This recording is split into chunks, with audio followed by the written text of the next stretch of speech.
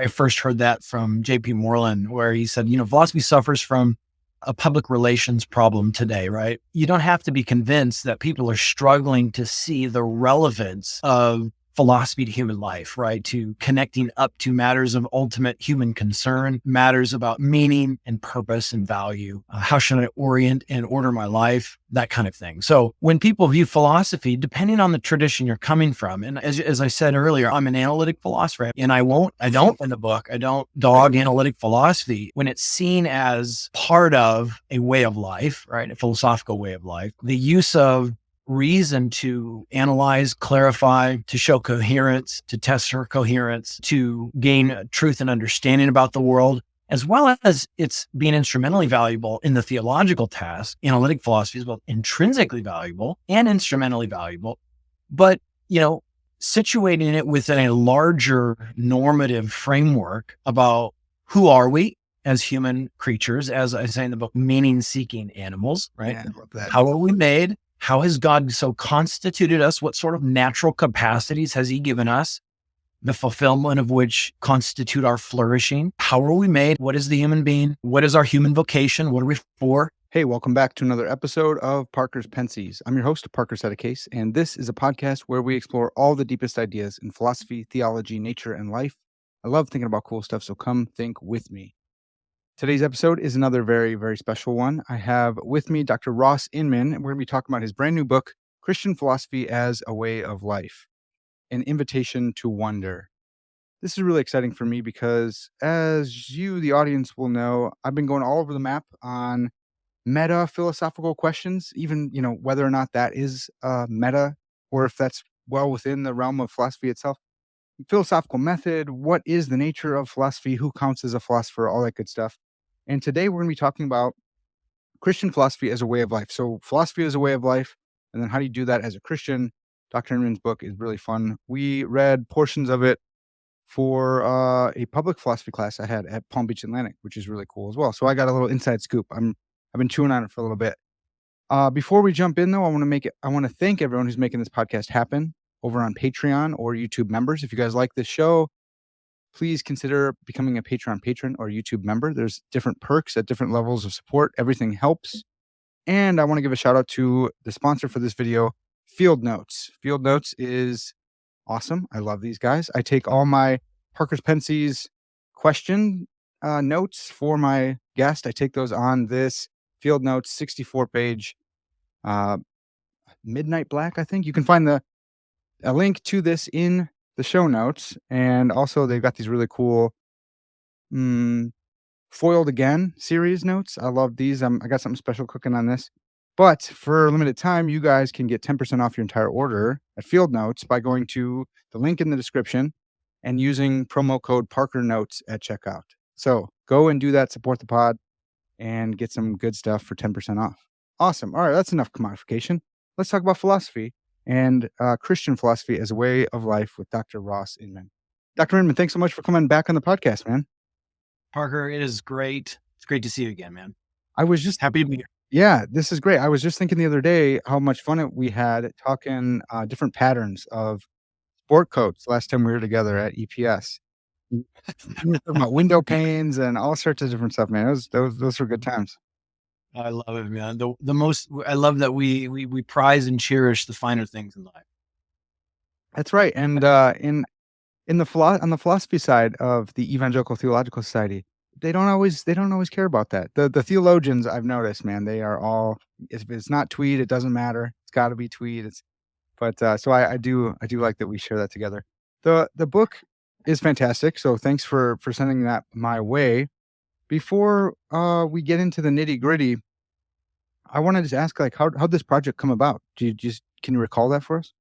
Yeah, absolutely. Well, I teach here at Southeastern Baptist Theological Seminary. So I'm a seminary professor. So most of my students that I have the privilege of teaching are ministry oriented, ministry minded. They are seeking some sort of ministry, whether full time, vocationally, or just as an active part of their life, service in the local church, So I'm constantly getting the question raised in my intro to philosophy classes, both at the college and the seminary level.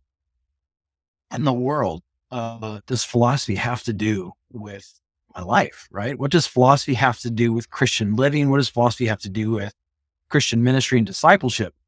And you can't be a contemporary Christian philosopher without, to some degree or other, having some sort of answer to this Mm, question. All right. yeah. So I remember the first time, my in-laws asked me this question when I told them I was interested in studying philosophy and marrying their daughter. And the questions began to come like, what does this mean does this make money? You know what I mean? Yeah. And so it's a question I've been chewing on, and it's been really close to my heart. It's a really meaningful question. It's a question I think we should think deeply about as Christian philosophers. And I think there's a lot of richness to the question. There's a lot of facets to the question that I think Scripture has quite a bit to say about the question as well, and the Christian tradition as well. So this actually started as an introductory chapter, obviously in chapter form, to another book I've written on, like an introduction to metaphysics, Mm. and for Christians, a Christian introduction to metaphysics. And so I was assigning this in some of my classes just to get some feedback from my students, and um, the students came back and they said that we found this first chapter extremely helpful, and we wish we had read this Mm. when we're first starting to study philosophy. And I think the Lord just put a seed in my mind at that point. Hey, maybe this would be helpful to people to, put some of this down in book form, to be able to hand to people that philosophy is one of the most practical things you can devote yourself to, Mhm. when understood broadly, in the sense that I'm trying to argue for in the book. So that's a little bit about how the book started. And it was a joy to write. I'll be honest. It was a really fun book to write. Yeah. It's just, as I tell people, it's a book that really captures my vocational heartbeat really well, Yeah. why I do what I do in life.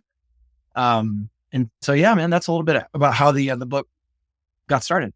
Yeah, that's awesome. Well, so we read a couple chapters, and one was Wonder as the Lifeblood of Philosophy. We had a really good conversation as a class on just going back and forth on should everyone have to wonder, and what does that mean? I came around to, I was playing devil's advocate and arguing against that point, but in doing so, I felt like that is a really good at least characterization of philosophy. That wonder is the lifeblood of philosophy. It starts in wonder, that's from Plato, I think, right? Yeah. So the idea of the wonder philosophy connection, as I put it Yeah. in the book, that philosophy begins and is sustained and culminates in wonder, sort of wonder from beginning to end. It's a very, very classical notion, both Christian and non-Christian, although it predates the Christian tradition. This idea of wonder being what I'm calling the lifeblood of philosophy, Yeah. To sort of borrow some language from Herman Bavinck. It really does. It starts in Plato. We find it in the Christian tradition, in thinkers like Aquinas and beyond. But yeah, it is a very big part of a very, very big part of a more classically oriented view of philosophy. Yeah. Yeah. Well, and I appreciate that because there's been so much debate on whether or not the etymological definition, or the etymology of philosophy really does capture the broad tradition and scope, the love of wisdom. And, you can just like kind of sidestep that a little bit by saying, well, let's talk about wonder, because do modern analytic philosophers, is it wonder that's driving their questions? It seems like it to me. Even like, does it capture a lot of the continental stuff? Yeah, like I wonder X, Y, or Z. So let me go spend some time on that. But maybe you're an analytic philosopher yourself. Um, is there some technical definition of wonder that we need to work with, or what do we mean? I guess. What can you characterize wonder for us that starts this all process? Awesome. Great question. And I think that's the question that originally provoked me to further inquiry, right? That got me wondering about wonder, right? I mean, Yeah. you read about how central wonder is to the examined life, right? In antiquity and in the Christian tradition. Um, and it was actually largely the work of some of my other friends in psychology that Mhm. tipped me off to. Been some really fascinating contemporary work, probably in the last 15 years in the psychological sciences about the nature of wonder or awe. Right. So I try to introduce some of that literature in the first chapter, an invitation to wonder, and just trying to draw on some of our best psychological science to actually like fill out the content of what is it to wonder, right? This is a uniquely human experience. It's a pervasive experience. I even mentioned people are paying a lot of money to chase experiences of awe and wonder, right? And I cite the example of space tourism, right? Mhm. Wonder is fundamentally a human experience that, at least according to one leading proposal, and I'm attracted to this proposal. It involves two things: perceived vastness Mhm. and a need for accommodation. Right. So this idea of we perceive something as being beyond our current conceptual categories. Right. So the vastness doesn't necessarily have to do with like physical size. Mhm. It can involve like theoretical complexity or conceptual detail or conceptual magnitude, right? When you experience something, an idea or a physical object like the Grand Canyon, you're quickly realize the limitation of your current conceptual apparatus, basically your current conceptual framework to sort of situate and locate the said object in question or the idea in question, right? Yeah. So that would be the idea of a perceived vastness. So there's something that's much bigger, quote unquote, bigger than the way that I currently grasp the world, or it's more complex than I currently grasp the world, right? That leads to the second thing, this need for accommodation, right? There's Mm. some sense in which, that's why we call it mind blowing, right? These Yeah. experiences of awe and wonder, right? My conceptual categories are just too inadequate to the way things truly are, right? Whether that's about God or the natural world or some philosophical idea about the nature of human beings or the nature of time or the nature of justice or whatnot. So at least according to one leading proposal, awe or wonder, the psychology of awe or wonder involves both of those aspects, right? And there are, of course, certain awe elicitors in the literature. That's what they're called. Um, Spiritual experiences, religious experiences, nature, the natural world is one of the most significant awe elicitors, according to current researchers. But I argue in the book, philosophy, and this is again, I'm trying to connect wonder, the best contemporary psychological research on wonder, Mhm. to this more classical idea in Plato and Aristotle and Aquinas that wonder is the beginning, and Heidegger, the beginning, the middle, and the end of philosophy. It's what propels and initially jumpstarts the philosophical life. It's what sustains it. It's not like you like leave it behind Yeah. once you start doing philosophy. It's at least when it's done properly, it's supposed to be ordered and sustained by wonder, and it culminates in wonder as well. And so I want to argue specifically for the Christian philosopher, right? Mhm. Wonder should be a natural posture for us in the world as we navigate these conceptual issues. So, yeah, there's more to say about that, but that's your initial pass on what is wonder. Why is it a uniquely human experience in response to the world? But I'd say the main thing is that it reminds us when we experience wonder, it reminds us, Parker, that uh, that there are things that are much bigger and more complex about reality that we are currently aware of, right? Yeah. And it and it has this sort of, as researchers say, it has this small self effect, right? It puts us in our proper place, right? And anyone who's visited the Grand Canyon or even has witnessed the birth of a child Mhm. uh, will experience the small self effect, right? And it's a sort of self transcendent emotion. Some other researchers have called wonder. It sort of pulls you out of the small confines of your own self and sort of puts you in the larger metaphysical and moral orbit of reality. That there are bigger goods and truths and aspects of reality that I'm bumping into here, Yeah. and awe and wonder in effect isn't a response to those things. Like what is truly good and real about the world, we tend to elicit in us wonder or awe. And so what I'm trying to do in those first two chapters is try to make that wonder philosophy connection, right? Philosophizing is one of these traditional ways that we respond to the world and try to fit ourselves into the world and make sense of the world. Yeah. I have come around to really liking this picture. And the reason I initially had some resistance to it was because I thought that was theology's realm, and I thought philosophy was a bunch of tools for helping me get clear on things. And I kind of bought into like this, a certain type of picture of philosophy, a certain type of analytic picture of philosophy, that it's conceptual analysis or something like that. And that's great. I like, we talked off air. We enjoy the analytics as well, but I had a impoverished view of philosophy until I read Thomas Nagel's The View from Nowhere. And in my head, I was really focused on apologetics, and I was focused on postmodernism and modernism. And I started reading Nagel, and he's like, hey, look, reality is more than objective reality, because you have all these little pockets of subjective reality, you and me, and all these little, I can never see from your perspective. And I knew that stuff, but him saying that exploded everything for me, because I was kind of stuck in like a modernist frame trying to find this objective. It's those darn postmoderns, right?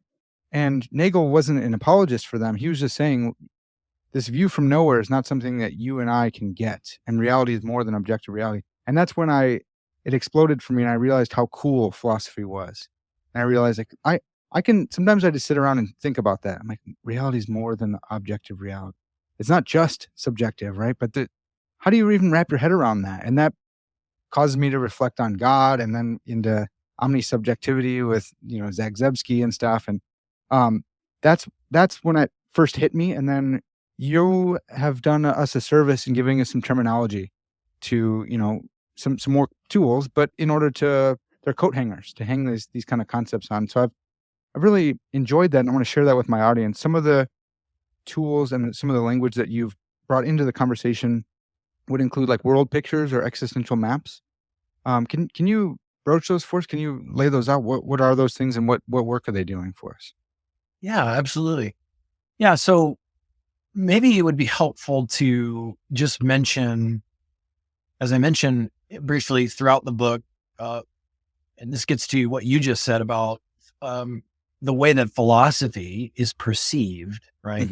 Yeah. Today, I call it, philosophy's public relations problem. I first heard that from J.P. Moreland, where he said, philosophy suffers from a public relations problem today, right? And you don't have to be convinced that people are struggling to see the relevance of philosophy to human life, right? To connecting up to matters of ultimate human concern, matters about meaning and purpose and value. How should I orient and order my life, right?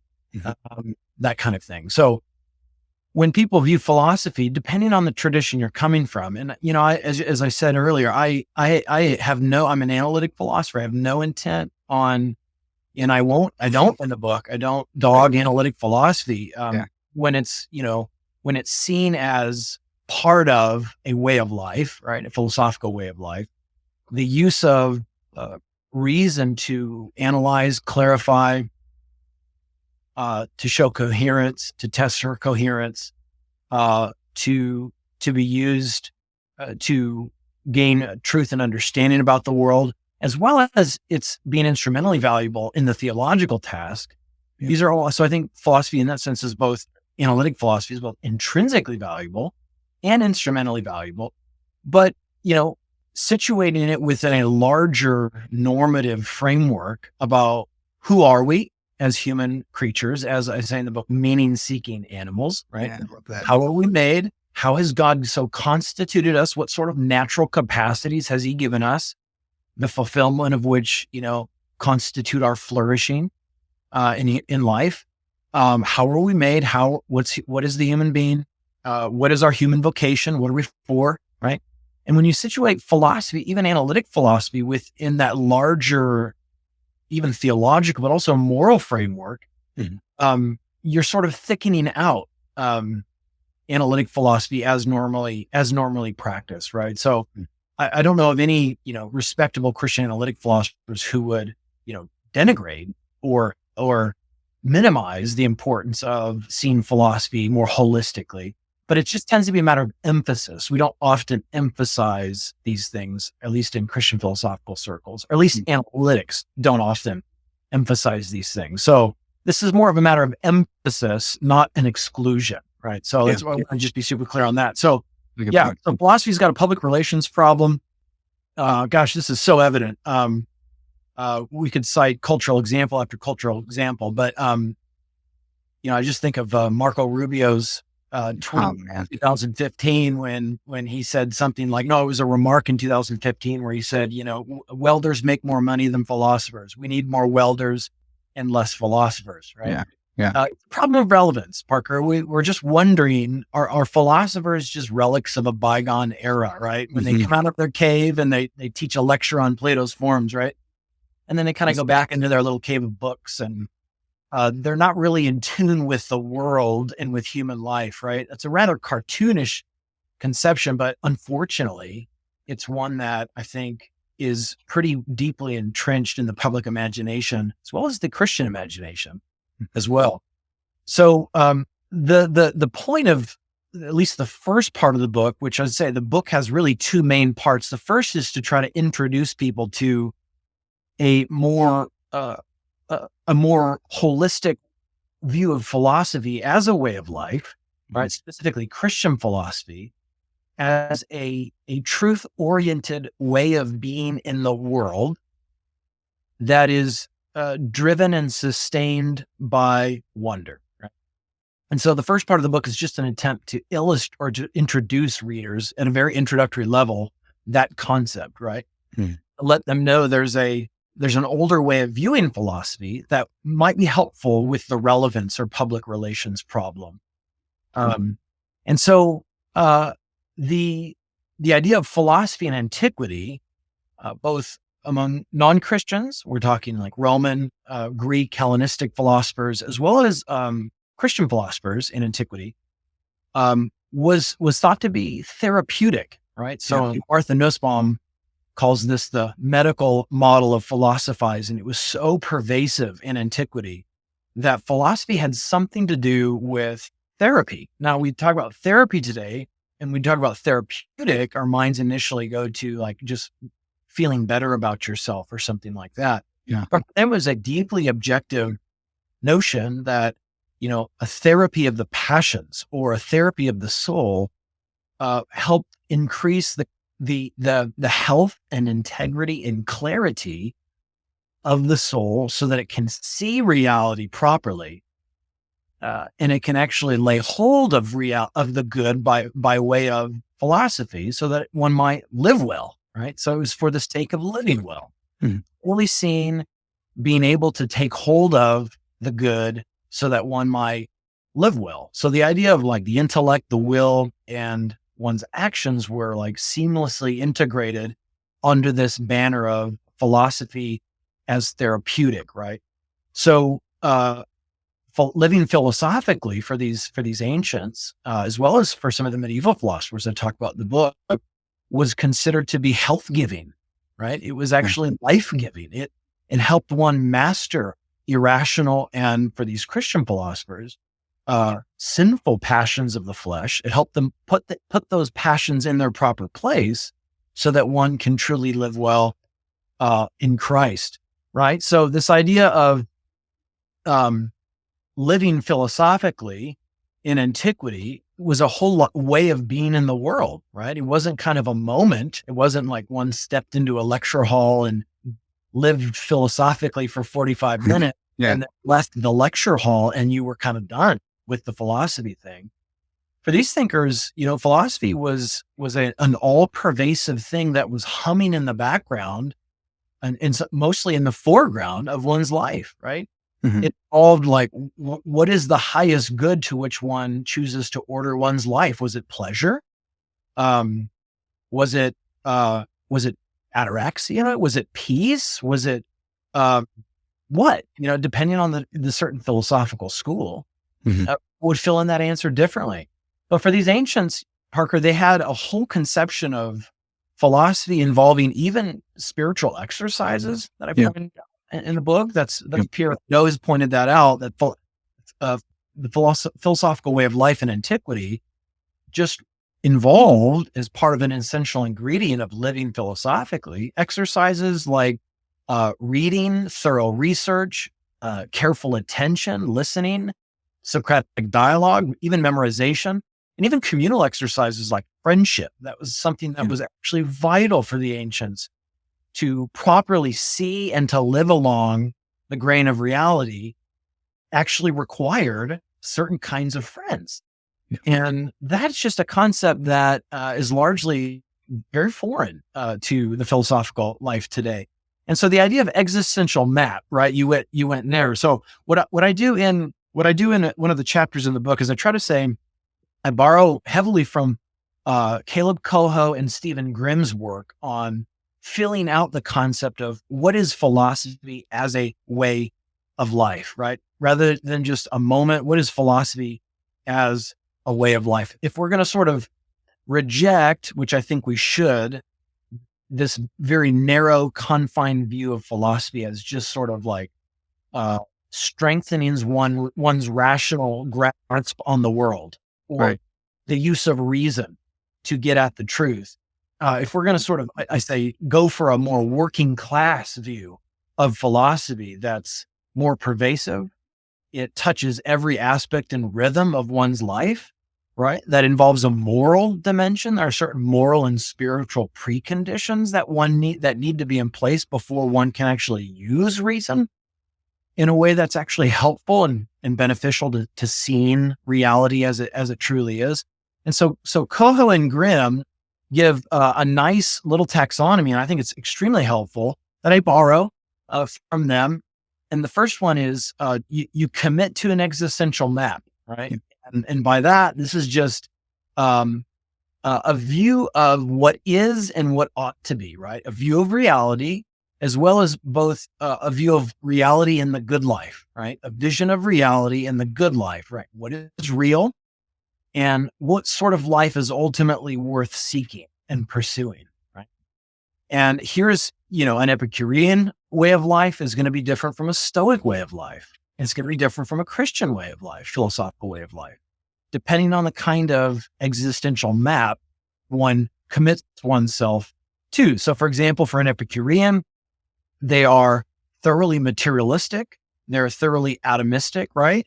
Reality is very thin and one dimensional. It's only what's made up of matter, right? And they are seeking ataraxia, the sort of state of tranquility or peace, right? Minimize pain as much as possible, right? That is the good life.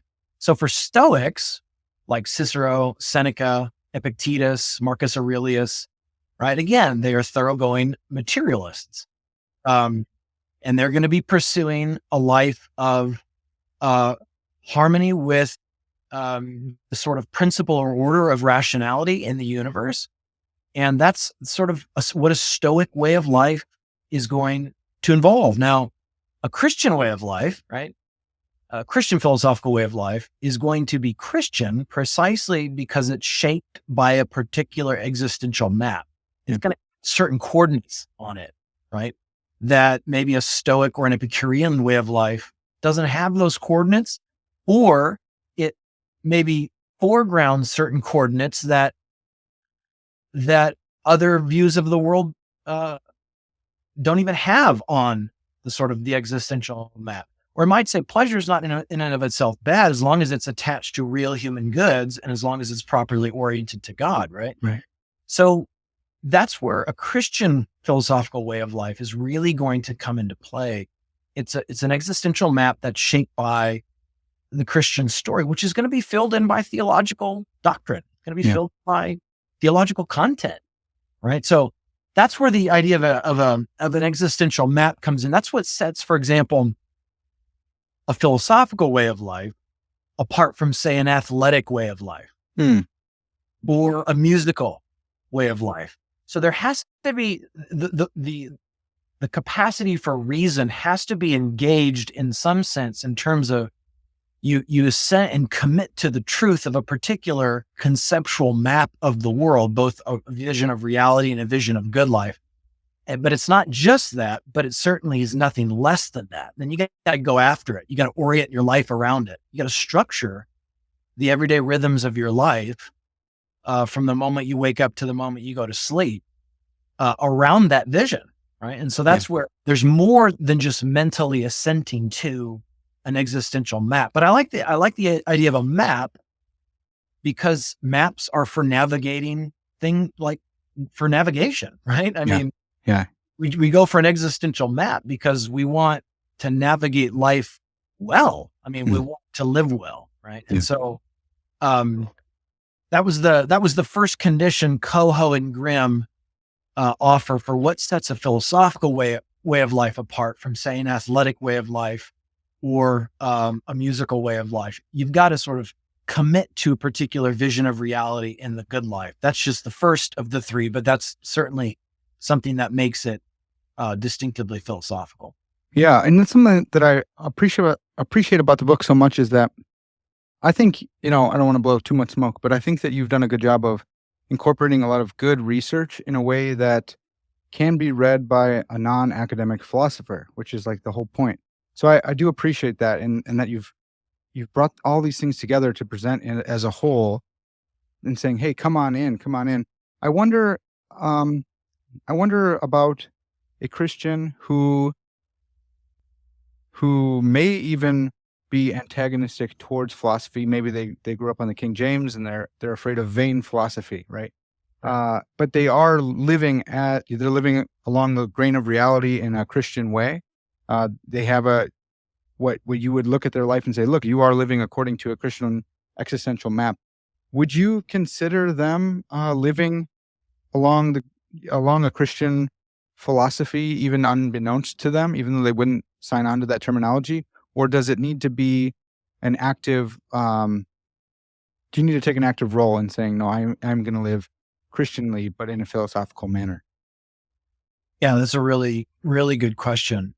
I don't know. I guess I'd be inclined to say that specifically in line of what Paul is up to in Colossians 2:8, right? Yeah. I actually think far from him warning against living philosophically, right? He's actually saying, make sure you're living in such a way that's directed towards the right kinds of ends and the right kinds of goals, right?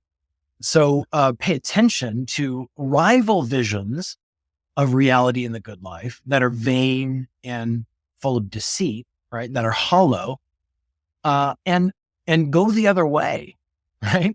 Commit to a different vision of reality in the good life and order your life around a different existential map. So I actually see in what Paul is doing there an injunction to live philosophically not according to the elemental principles of the world, but according to Christ, right? So that according to is really, I think, that's going to involve living a distinctively Christian philosophical way of life, because we're all committing, whether we acknowledge it or not, right, Parker? We're all committing to a particular existential map and ordering our life around it and structuring our daily actions, how we spend our resources.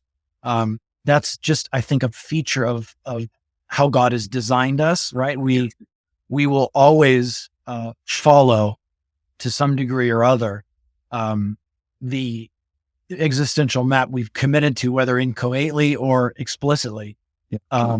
I think we will inevitably follow that. So I would say in that case, yes, they're living philosophically, but they would just maybe have some hesitation with the word philosophy. And I would just say, I don't want to quibble about words as long as you're committing to an existential map shaped by the Christian story.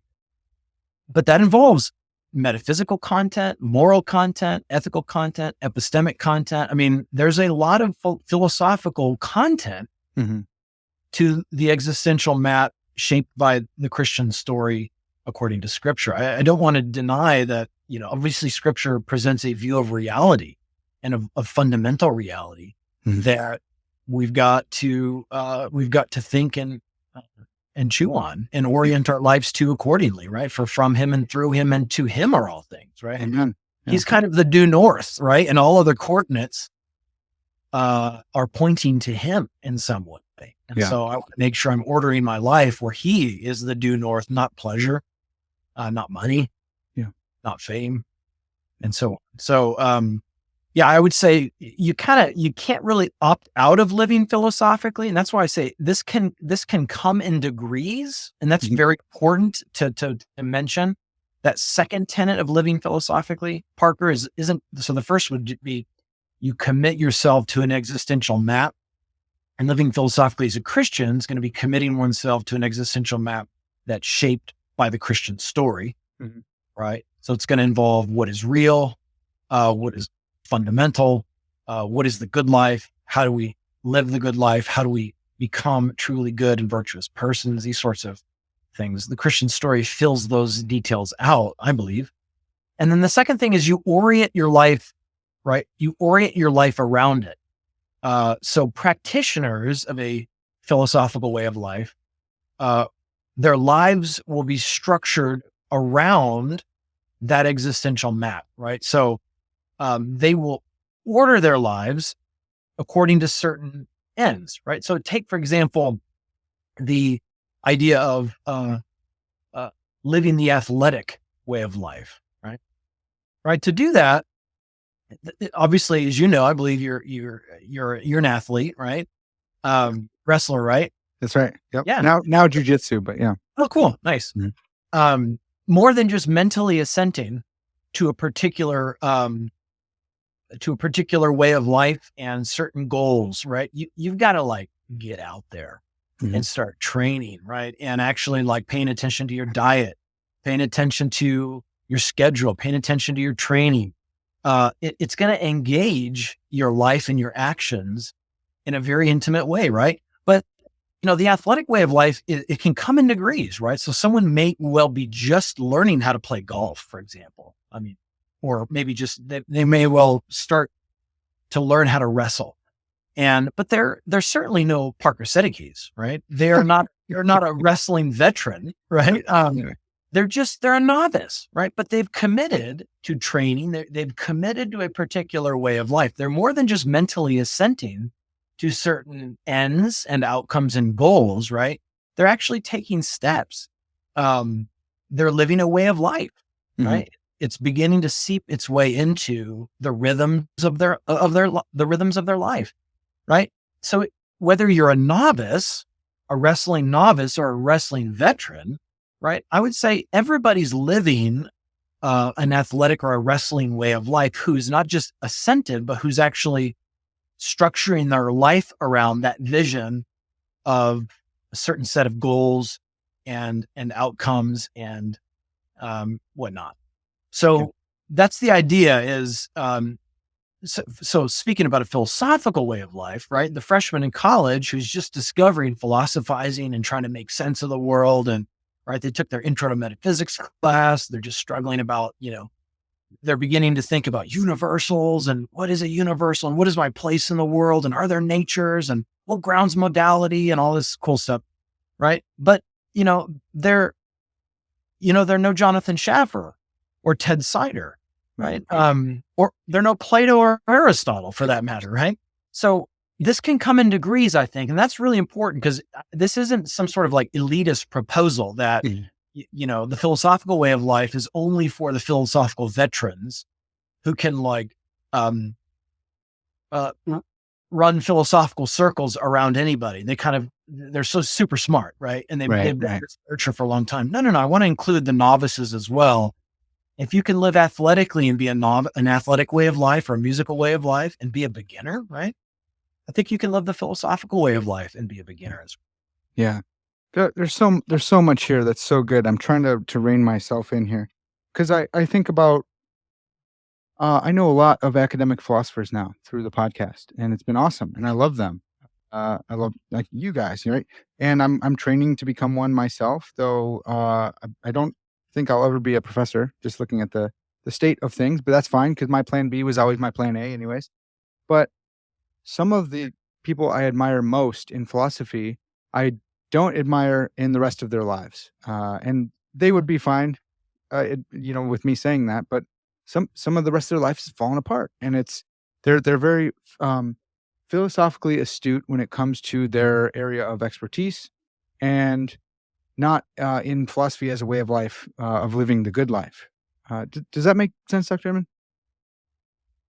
I hear what you're saying. Yeah, it's a broader scope. Like the philosophy as a way of life is like I see it as more of a unified thing, right? Like you had mentioned earlier, like it's not just being super smart; it's also living well, and that's why I just think that this is a an important call. And one thing that I know perturbs a lot of folks is I put out a poll. Maybe it was just a question on Twitter while I was in Dr. Gould's class, and I said, "Hey, should your ethics professor be a better person than the general population?" Most people are like, "Well, you should be a good person in virtue of being a person." I said, "Yeah, that's fine. Barring that, should they be a better person for having studied ethics?" And in my head, the ancient way of philosophy as a way of life would argue yes. If the ethics prof who is well steeped in this stuff, it ought to impact their life, and they ought to be a moral exemplar if they're going to be teaching this stuff. So, what do you think about that? It seems like the modern distinction is like, no, look, head knowledge, and heart knowledge, right? They don't go together. You can be an amazing, fantastic teacher without being a practitioner of what you're teaching as well. See what I'm getting? Maybe I'm throwing too much spaghetti at the wall here. well. I mean, I hear what you're saying. And you know, I don't want to run the risk of like psychologizing people, Right. in Yeah. terms of like, you know, talking about some moral failings or, Sure. Yeah. I mean, Sure. you know, we could talk about mine too. Right. Right. Yeah. Mine. Yeah. Right. Yeah. I mean, so I guess, but your general point is there seems that if we're doing this thing right, right, then that is walking in the truth, Yeah. as John puts it, right? Um, it's our lives will look will tell. I mean, we'll be able to tell in our lives, right? Yeah. And Seneca, right, the Stoic philosopher. I love this quote. He says this. He says, "Philosophy tells us how to live, not how to talk." Hmm. And I just think that there's a lot of wisdom in that remark from Seneca. He also says elsewhere about a different way of approaching philosophy that may well be what you're putting your finger on. That he says this in his letters to Lucilius. He says, "I think there is no one who has rendered worse service to the human race than those who have learned philosophy as a mercenary trade." Yes. That's good. And I guess this is just um, an attempt to just step back and do a little bit of meta philosophy in terms of specifically as Christians now, like why do we do what we do? And if we are wanting to orient our lives towards shalom, right, towards a biblical sense of wisdom, being in tune with the world as it is in Christ, right? Mm-hmm. That's going to, I think, involve using our intellects with razor sharp clarity, right? Mm-hmm. Yeah, absolutely. It's not going to that's not going to hinder the good life and living wisely in a biblical sense. I think it can help it, but it involves a lot more than just being good at symbolic logic. Yeah. And of course, no one's going to disagree with that. But I guess Right. I Yeah. want to say, is the way that we practice the trade, is the way that we do philosophy.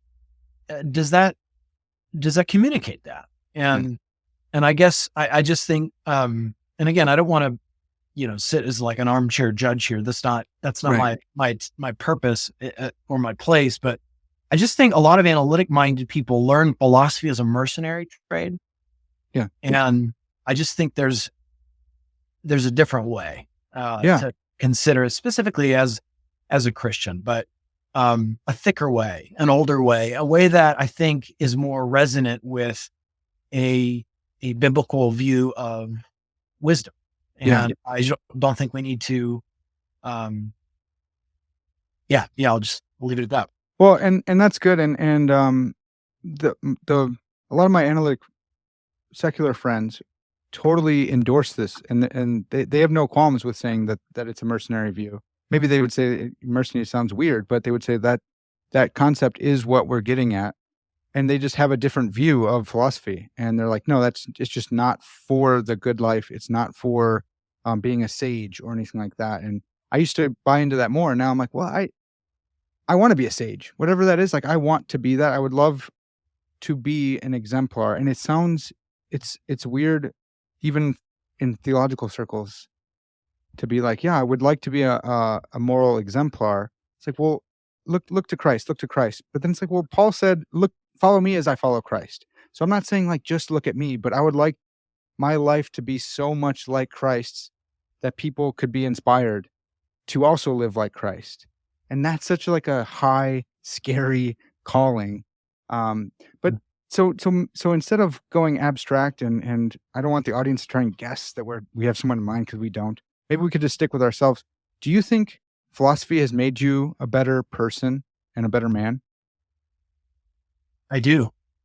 Nice. I think humbly I can say that um, being awakened to the pursuit of seeing reality Yeah. as it is, and orienting my will to it has, I think, kept me from pursuing various, as Boethius or as Lady Philosophy calls them, sidetracks, right? Yeah. I try to illustrate the Christian philosophical way of life in the Christian tradition by talking about Boethius and Lady Philosophy. Mhm. I think living philosophically as a Christian has made the way of Christ more beautiful and more alluring to me. And it's made other ways, rival visions of reality in the good life less alluring. Mhm. And they've actually closed some of those off psychologically to me, that I don't find them appealing anymore. Yeah. And so I think there's a change of affections that come with that come with seeing reality truly and in its proper light. What is the summum bonum, as the medievals would put it, and what isn't, right? Yeah. Right. Boethius does just as much telling us what the summum bonum isn't, right? Power, fortune, pleasure, money. Yeah. And he does telling us what it is, right? It's the triune God. So yeah, absolutely. I mean, and I just think that that shouldn't be the exception, Yeah. unfortunately. But Yeah. yeah, I think that's so helpful because you've dedicated your life to this, right? Like you teach other people to do this. Like you welcome them into the philosophical world. So I think if you, I think part of philosophy getting a bad rap is the mercenary view, and in that view not being able to point out enough instrumental value to people who say, why should I study it? And it's like, well, you could say it's intrinsically valued because it's kind of fun to figure out puzzles. You know, that's kind of cool. But it's like, yeah, I don't know if I'm going to take out a bunch of student loans to go and study puzzles and then have to go reinvent myself to get a job. It's like, well, no, there's a broader picture here, and this also brings up a relation I wanted to ask you about between autodidacts, I guess, some self-learning philosophy on your own in your basement. And I say that because I'm in a basement surrounded by all these why books. does it have to be in the basement? Right. Right. It doesn't have to be. But in the armchair by yourself versus the academy, and I don't mean academy just in like a elitist American or European academy, but like the academy, like Plato's academy, like their old school way of philosophy as a way of life. People would follow a particular thought leader, the Pythagoreans and the Stoics, and you were like welcomed into a community. You dressed the same way. Um, in getting back to philosophy as a way of life, do one of those stand out more than the other? Like, do we need to should someone join a group of philosophers? Does that make sense? Like a camp, a school? You know? Well, at the very least, I think if part of recapturing, at least in part, uh, philosophy as a way of life for Christians would involve one of these spiritual exercises that actually was a part of philosophy as a way of life in antiquity, even Mhm. among non-Christian philosophers, and that is friendship. Um, I would just say uh, pursuing the true and the good and the beautiful in the company of people who are united not just by agreement, but by the Spirit of God, right? They share a common bond of the Spirit, Mhm. who are helping each other uh, rightly orient themselves to reality in all of its, God bathed fullness. Yeah. Um, that is a vital part of living philosophically, because I don't know about you, but because um, it's easy, it's easy at some point or other to be lured away from the good and the true as it is in Christ. Yeah. Um, and what I say, spiritual friends help they serve as healthy correctives and preventatives for us to stay tethered and anchored to the structure of reality, to the natural grain of reality, as I put it, right? Mhm. To the true, the real, the true, and the good as it is in Christ. So, when we recognize the communal value of the philosophical life, and that's why I say the church, I'm talking about the church a little bit in the book as well. Yeah. The church is actually vital to, I call it a cradle and a pillar of the philosophical life. It's actually part of God's intent and design that the saints of God grow up into intellectual maturity, that they're no longer tossed to and fro, right? But Yeah. they grow up into Christ, and part of that, what that means is they become more intellectually sure-footed and stable, right? They're actually able to lay hold of that which is truly life, and they're not trying to lay hold of that which isn't truly life, right? Yeah. And I don't know about you, but I think we could share story after story about how in the sort of in the midst of the swells of life, right? Spiritual friendships have been a stabilizing force in my own life to keep me on the way, right? To Yeah. keep me Yeah. walking firmly in the good way, right? As Jeremiah 6 says. And so that would be, I think, one thing. We're not, I don't see in the near future sort of like opening philosophical schools like there was in Athens, right? Yeah. But s- philosophical friendship, I don't know if it's a lost art, but it's certainly something that I think Christians, we should be leading the charge and modeling Yeah. to the philosophical community what it looks like um, to walk together in the way of wisdom. So, Yeah. yeah, I mean, I guess another thing that I mentioned, the first part of the book was just trying to introduce people to philosophy as a way of life, Yeah. right? That involves, committing to an existential map, orienting your life around that existential map, and then engaging in various truth-directed practices, right? And all of this is spelled out in the book. But the second part of the book is really it's designed to try to support what is really quite an outlandish claim on the surface, right? And Yeah. I Yeah. say this several times, but if you were to say to someone, philosophy, living philosophically is one of the most practical ways you could possibly live your life, Mhm. right? Immediately, what sort of reaction might you get, right? And even just test this out. It's actually quite comical. People give you very quizzical looks. People will think you must be a philosopher because you're so out of touch with reality, right? Of course, something so dry and abstract it just couldn't be the case that it's the most practical thing I could devote myself to. And I guess what I'm trying to do in the second half of the book is to draw out why it is that both outside the church in the public imagination, as well as inside the church in our public imagination, that philosophy is perceived as so utterly impractical and irrelevant to human life.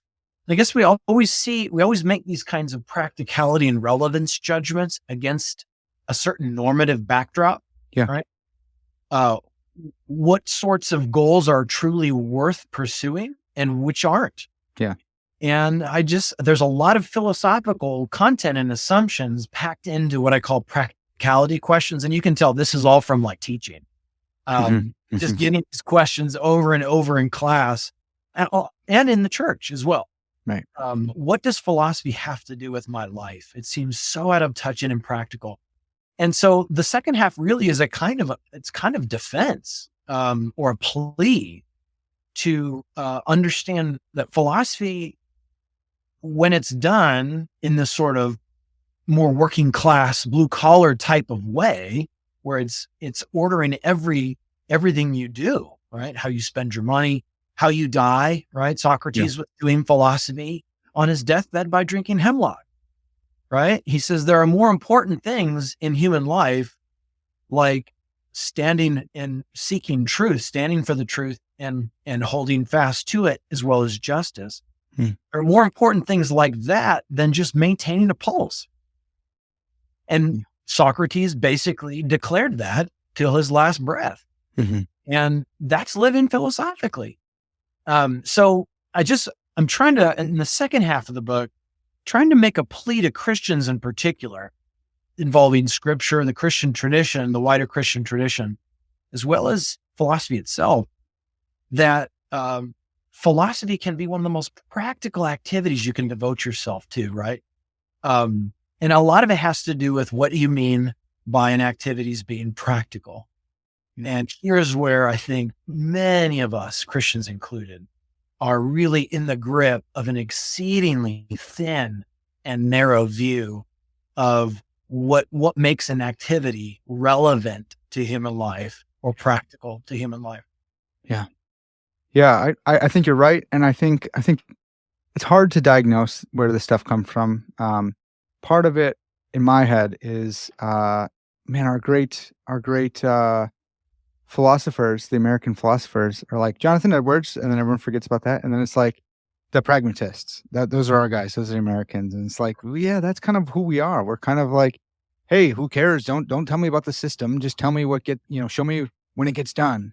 And I did appreciate that in the second half, and the existential ailments. Like folks at home, we are covering such a little portion of the book. So you got to go get the book.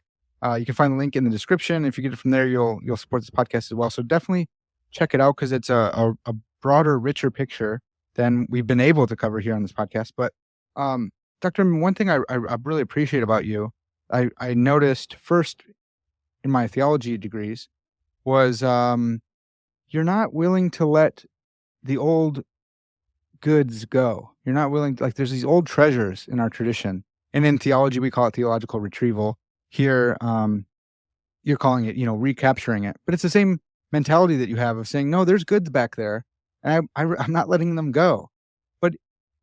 But you don't just bring us all back and say, now we have to go back and just stay here. You're also a philosopher, so you're also like, you update things, at least the terminology, and you're bringing stuff in from cutting edge modern work in order to bolster what our forefathers left us. And so, man, I just appreciate that about you. That's like, thanks, Parker. Does that sound like a character? Does that sound fair? Because I'm thinking of your immensity stuff, where I'm like, I had never heard of immensity before you. And it's like, why didn't I? That's such a good word. That's such a good doctrine.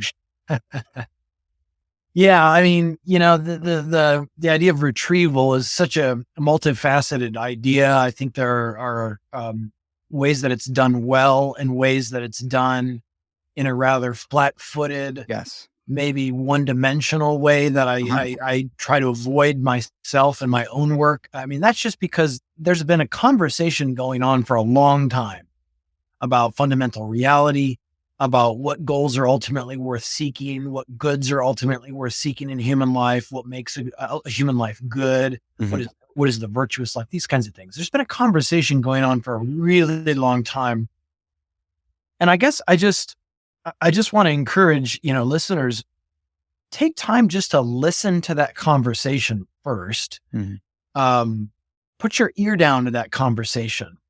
Um, learn the moves, learn the responses. Mm. You may well find that there is a treasure trove of wisdom that can still speak today to our contemporary situation. And I think for me, one of the clearest examples of that in the book is the example of the consolation of philosophy, Yeah. just looking at Boethius's own life and his life circumstances and um, the kind of existential ailments that he was afflicted with. And Lady Philosophy was diagnosing these ailments in his own life. Turns out, Parker, they're surprisingly modern. Yeah. His sort of existential loss of sight and vision. He's lost sight of. He's forgotten the true structure and nature of reality and his own self. He's forgotten what the summum bonum is. Right.